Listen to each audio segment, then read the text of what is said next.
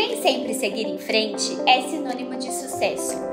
Retroceder é um sinal de maturidade espiritual e emocional. Vamos falar um pouquinho sobre isso?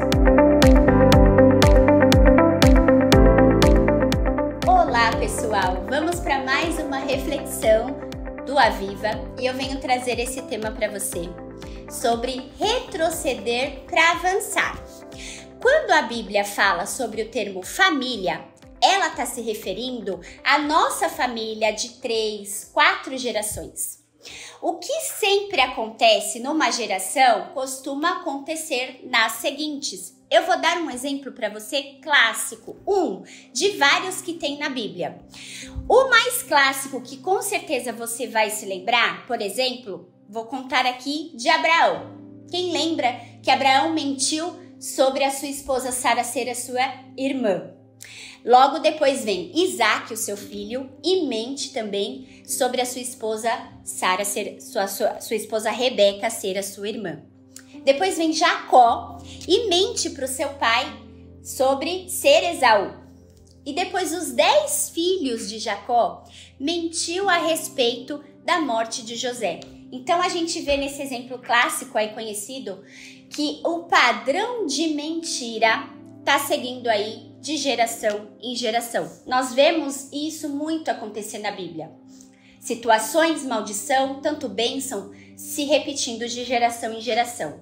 Lá em Êxodo 20, que está registrado os 10 mandamentos, em um deles, eu vou ler para você aqui, quando Deus fala assim: não farás para ti imagem de escultura, pois eu sou um Deus zeloso, e castigo o pecado dos seus pais nos filhos, até a 3ª geração e 4ª geração, daqueles que me rejeitam.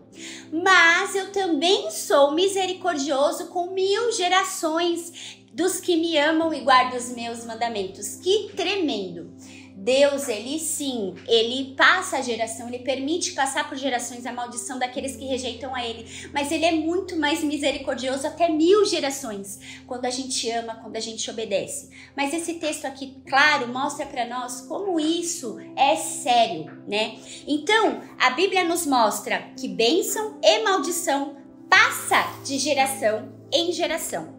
Então, eu quero trazer para você uma meditação no seguinte, da importância de você avaliar como que está a sua situação agora, talvez familiar, talvez o seu casamento, talvez financeira. Todo discípulo precisa olhar a fraqueza, o pecado, a cultura da sua família e analisar os impactos que talvez isso está causando em você agora.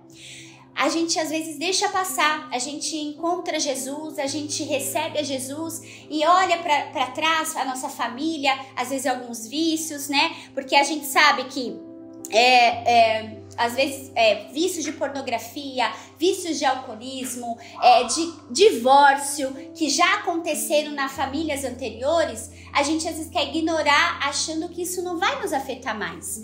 Nós sabemos que temos as boas novas de Cristo e isso nos direciona para um futuro melhor. Sim, isso é óbvio.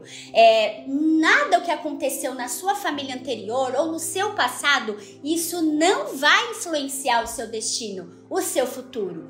Mas é importante a gente fazer essa análise porque às vezes a gente tem repetido situações. Por exemplo, vou citar um exemplo para você de um casal, você não conhece, não é conhecido meu também, mas eu ouvi falar nessa história que eu achei muito importante. O casal, né, a esposa, ela vivia tendo na sua casa, ela comparou ali a situação dos seus pais, que quando brigavam, a mãe tinha o hábito de brigou com o marido, ela ia dormir no sofá.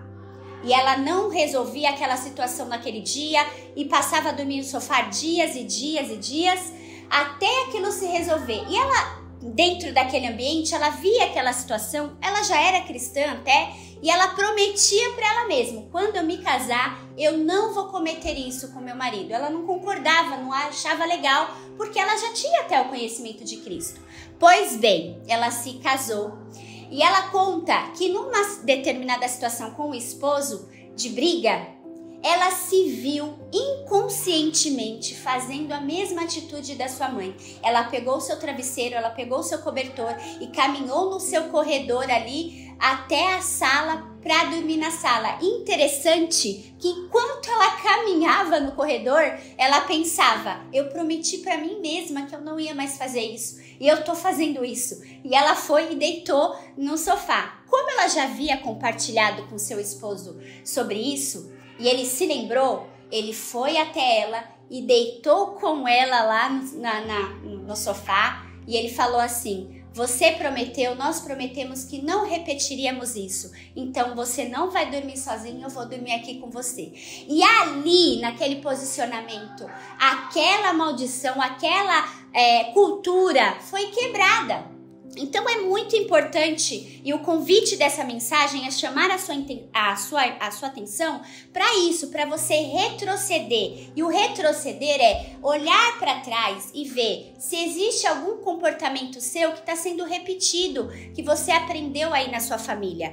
E é importante você fazer isso, esse retrocesso, essa análise, na companhia de um amigo idôneo, de um mentor espiritual, de um pastor, de um líder, de um terapeuta, de alguém que você confia, para que você possa desbravar isso, para você poder tentar ajustar isso, aí sim avançar.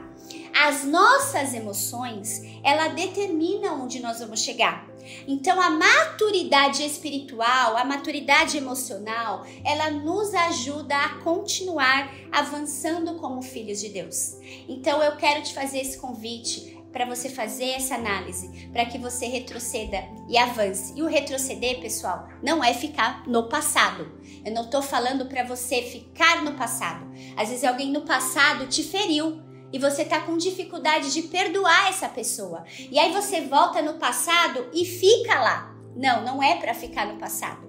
O convite é para você analisar isso e aprender. Tem uma frase de um filósofo chamado Jorge Santana, que ele fala assim, que quem não pode aprender com o passado está condenado a repeti-lo. Então o passado serve para a gente aprender com ele, recalcular nossa rota e seguir em frente. E é isso.